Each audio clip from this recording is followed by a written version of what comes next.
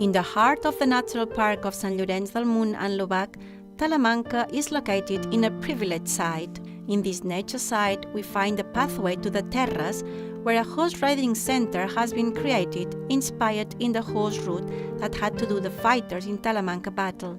This center offers a great amount of services to the visitors that want to know better the town and its history.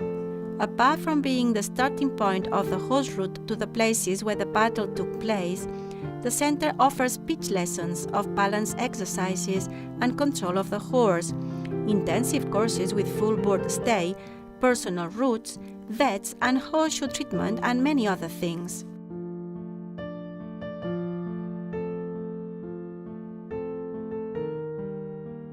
In one of these routes, or simply after a little walk, you get to the Talamanca Fountain.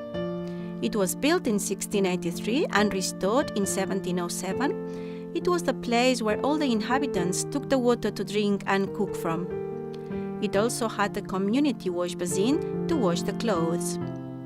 It is a place surrounded by nature, just next to a centennial tree declared cultural heritage of local interest. It is an Acer negundo, an American species, that at the years it was planted, at the beginning of the 20th century, it was very difficult to find out of its original environment. In Talamanca we can find another centennial tree, the oak tree of Quintana.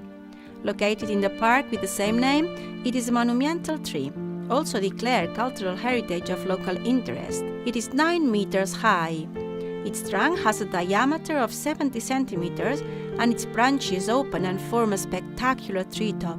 Another unavoidable place in Talamanca is the Three Jumps, a place where the Llobregat River makes a natural waterfall and where some straits and holes have appeared where the water comes from, pushed by a 5 meters fall.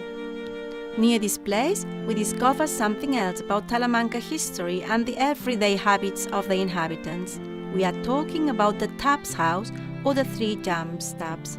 There are 7 taps built collectively in the 18th and 19th century, which are very well preserved. These taps are a clear example of an exclusive phenomenon in the Montcau valleys, the construction of the taps in the middle of the vineyards. It was a very complicated task as the orography is so irregular and it is very complicated to transport the grapes to the farms.